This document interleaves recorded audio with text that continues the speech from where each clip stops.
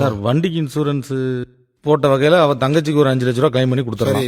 இதை தவிர வேற ஏதாவது இன்சூரன்ஸ் ஏதாவது கிடைக்குமா சார்?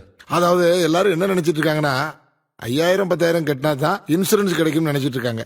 ஆனா நமக்கு கண்ணுக்கு தெரியாம கவர்மெண்ட் பிரைவேட் நிறைய சர்வீஸ்ல 10 ரூபா 15 ரூபாய்க்குலாம் நிறைய இன்சூரன்ஸ் பிடிச்சிட்டு இருக்காங்க. ஆனா மக்களுக்கு அதெல்லாம் தெரியறது இல்ல. எவ்வளவோ கிளைம் பண்ணலாம், ஆனா யாருக்கும் விழிப்புணர்வு இல்லாதனால அதெல்லாம் தெரியறது இல்ல. இப்ப இன்சூரன்ஸ் ஒரு பக்கம் இருக்கட்டும், இப்ப ஹைவேல போகும்போது ஒரு ஆக்சிடென்ட் நடக்கு. ஆக்சிடென்ட் நடந்த உடனே காவல்துறைக்கு ஒரு தகவல் கொடுத்து 7 நாள் வரைக்கும் 1.5 லட்சம் ரூபாய்க்கு ட்ரீட்மெண்டே ஃப்ரீயா கொடுக்கணும்.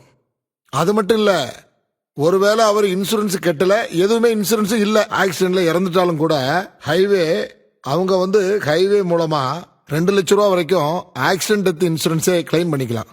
இது மோட்டார் வாகன சட்டம் 1988 செக்ஷன் 161 இருக்கு. ஆனா அந்த விழிப்புணர்வு இல்ல. நாம நினைச்சிடறோம் ரோட்ல ஆக்சிடென்ட் நடந்த உடனே ஏதோ பக்கத்துல பெரிய ஹாஸ்பிட்டல்ல சேர்த்தா பணம் கட்டணும்னு நினைக்கிறோம். 7 நாள் வரைக்கும் 1.5 லட்சம் ரூபாய் இலவசமா ட்ரீட்மெண்டே பண்ணலான்னு நம்ம சட்டத்திலேயே மோட்டார் வாகன சட்டத்திலே இருக்கு. இதெல்லாம் ஜனங்களுக்கு தெரியறது இல்ல. காரணம் விழிப்புணர்வு இல்ல. இன்னைக்கு ஏடிஎம் கார்டு யூஸ் பண்ணாதவங்க யாருமே இல்ல. அவ ஏடிஎம் கார்டு யூஸ் பண்ணுவாளாப்பா? ஆமா சார். அப்ப பிரச்சனை இல்லையே, அதுல 2 லட்சம் ரூபாய் கிளைம் பண்ணிடலாமே. ஆனா அவ டெத்துக்கு முன்னாடி 90 நாளைக்குள்ள அதை யூஸ் பண்ணிருக்கணும். அப்படி எதுவும் யூஸ் பண்ணி கார்டை யூஸ் பண்ணி கொசுவல வாங்கினா சார். அப்ப நல்லதா போச்சப்பா, அது ஒரு 2 லட்சம் ரூபாய் வாங்கி கொடுத்துடலாம். அதே மாதிரி நம்ம முதலமைச்சர் காப்பீடு திட்டத்துல அதுல ஒரு 2 லட்சம் ரூபாய் கிளைம் பண்ணிடுவோம். அதுல ஒண்ணு வாங்கி கொடுத்துருவோம். 599 ரூபாய்க்கு மாச ரீசார்ஜ் மொபைல்ல பண்ணா அதுல ஒரு 4 லட்சம் ரூபாய்க்கு கிளைம் பண்ணி கொடுக்கலாம்.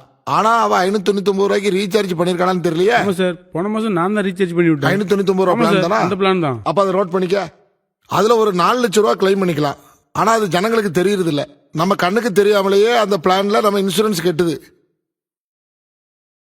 டெபிட் கார்டு பார்த்தாச்சு, கிரெடிட் கார்டு எதுவும் வச்சிருந்தாலாப்பாவா? இருக்கும் சார், பார்த்தா தெரியும். அப்படியா? கிரெடிட் கார்டு இருந்தா அதுல ஒரு 2 லட்சம் ரூபாய் கிளைம் பண்ணி கொடுத்துடலாம்.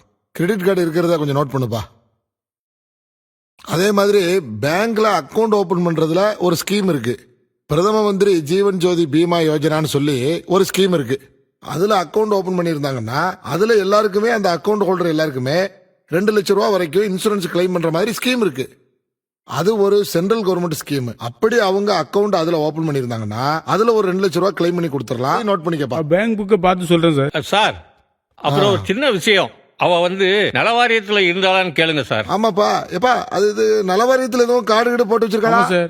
துணியெல்லாம் தைப்பா, டெய்லரிங் நலவாரியத்துல இருக்கு. டெய்லரு தையல் நலவாரியம், அதுல ஒரு 1 லட்சம் ரூபாய் கிளைம் பண்ணிக்கலாம். அதை நோட் பண்ணிக்க. கார்டு இருக்குல்ல.